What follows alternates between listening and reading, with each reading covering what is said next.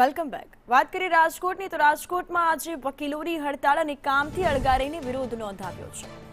High court બેન્ચની માંગ સાથે વિરોધ નોંધાવવામાં આવ્યો છે કે જ્યાં બાર એસોસિએશન કલેક્ટરને રજૂઆત કરી છે. રાજકોટ બાર એસોસિએશન દ્વારા આજે હડતાળ કરવામાં આવી છે અને વિવિધ બાર એસોસિએશનનો માંગને ટેકો છે.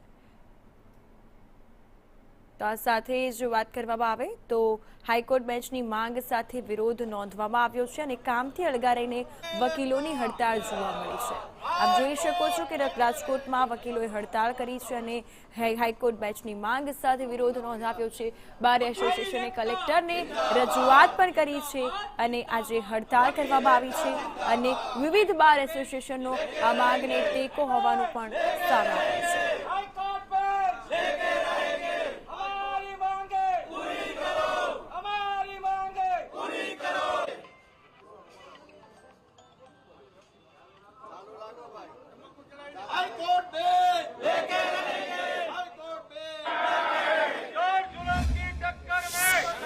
રાજકોટને હાઈકોર્ટ બેન્ચ મળે માટે સૌરાષ્ટ્રભરના વકીલો લડત ચલાવી રહ્યા છે. આજે રાજકોટ બાર એસોસિએશનના તમામ વકીલો છે કોર્ટ કાર્યવાહીથી અળગા રહીને કલેક્ટરને આવેદન દેવા માટે પહોંચ્યા છે. આપણે વકીલોની સાથે જ વાત કરીએ. શું કહેશો, છેલ્લા 30 વર્ષથી લડાઈ ચાલી રહી છે હાઈકોર્ટ બેન્ચની, હવે કઈ રીતની લડાઈ આગળ વધશે?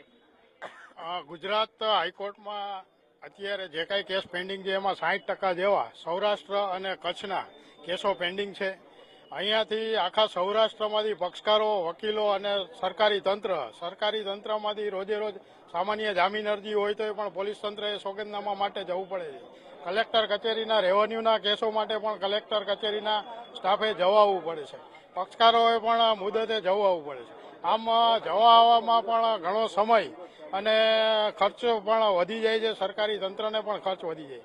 જો 60% જેવા મોટા ભાગના કેસો હોય અને ભૌગોલિક રીતે પણ સૌરાષ્ટ્રમાં રાજકોટ છે એ સેન્ટરમાં છે, તો દરેક પક્ષકારોને અને વકીલોને પણ આવવા જવામાં સરળતા રહે, સરકારી તંત્રને પણ આવવા જવામાં સરળતા રહે, તો આ કેસોનો નિકાલ થઈ શકે એમ છે. કોર્ટનું પણ ભારણ ઘટી શકે એમ છે. પ્રજાને પણ આવવા જવાનો ખર્ચ અને સમયનો બચાવ થાય એમ છે. બિલકુલ બિલકુલ. તો આપણી સાથે બીજા વકીલો છે, આપણે તેમની સાથે પણ વાત કરીએ. અશોકસિંહ, શું કહેશો, પક્ષાપક્ષીથી દૂર રહીને સૌરાષ્ટ્રભરના વકીલો એક થયા છે? આ પ્રશ્ન છે, આમ જુઓ તો સૌરાષ્ટ્ર કચ્છની પ્રજાને સ્પર્શતો પ્રશ્ન છે. એટલા માટે કે ભૌગોલિક દ્રષ્ટિએ પણ ગુજરાતની અંદર સૌરાષ્ટ્ર કચ્છની હાઈકોર્ટની બેન્ચ રાજકોટને આપવી જોઈએ. રાજકોટ એ સૌરાષ્ટ્રનું સેન્ટર છે. ભૂતકાળની અંદર હાઈકોર્ટની ગુજરાત સૌરાષ્ટ્ર જ્યારે રાજ્ય હતું ત્યારે હાઈકોર્ટ અહીં બેસતી હતી, એટલે એમાં કોઈ નવીન વાત નથી. હાઈકોર્ટની સર્કિટ બેન્ચ જ આપવાની છે, જેનાથી સરકારી તંત્રને લાભ થવાનો છે, પ્રજાને વધુમાં વધુ લાભ થવાનો છે અને હાઈકોર્ટ ઉપર જે કેસોનું ભારણ છે એ કેસોનું ભારણ ઓછું થવાનું છે. ત્યારે આ મુદ્દો છે પબ્લિકલી મુદ્દો છે, જાહેર જનતાને સ્પર્શતો મુદ્દો છે અને એટલા માટે આ મુદ્દાને લઈને અમે આજે માત્ર કલેક્ટરશ્રીને આવેદનપત્ર આપવામાં આવ્યા છીએ. ભૂતકાળની અંદર આ બેન્ચ અહીં રાજકોટની અંદર હતી અને જીવંત કરવાની વાત છે અને જો આ લડાઈ અમારી આગળ વધશે અને જો સરકાર અને નામદાર સુપ્રીમ કોર્ટ, હાઈકોર્ટ અમારી રજૂઆત પ્રત્યે ધ્યાન આપવામાં નહીં આવે તો અમે લડાઈને કાયદા નિયમ મુજબ આગળ વધારશું. આપણી સાથે પ્રમુખ પણ જોડાયા છે. શું કહેશો સુમિતભાઈ, લડત છે હવે એક પછી એક તબક્કાવાર આગળ વધી રહી છે? આજ રોજ સમગ્ર સૌરાષ્ટ્ર કચ્છના તમામ બાર એસોસિએશન દ્વારા નક્કી કરવામાં આવેલ છે કે કલેક્ટરશ્રી, ડેપ્યુટી કલેક્ટરશ્રી અને મામલતદારશ્રીને આજ રોજ આવેદન આપવું અને અમારી માંગણી છે એ સરકાર સમક્ષ મૂકવી.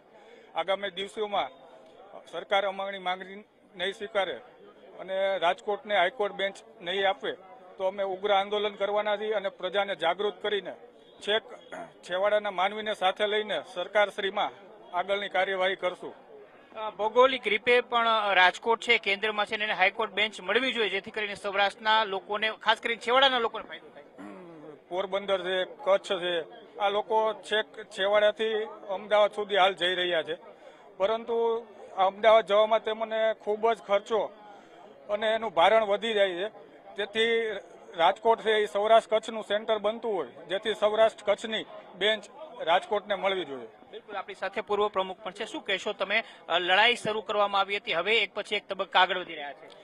બેઝિકલી જે કાંઈ ખરેખર આ લડત છે એ લડત સમગ્ર સૌરાષ્ટ્ર કચ્છની જનતાની લડત છે, માત્ર એક એડવોકેટ ફેટર્નીની નથી.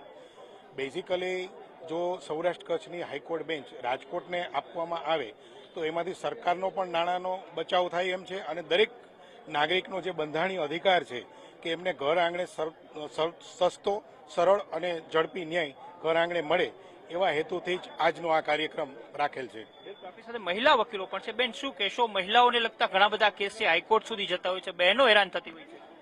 100% એ વાત સાચી છે કે મહિલાઓ જ્યારે બેવડી જવાબદારી નિભાવતી હોય છે તો એ મહિલાઓ, અને ભારતીય બંધારણમાં પણ લખ્યું છે કે દરેક વ્યક્તિને સ્વતંત્ર અધિકાર છે ન્યાય આપવાનો, અને પૈસાનો વ્યય પણ થાય છે જ્યારે અમદાવાદ સુધી જવું પડે છે.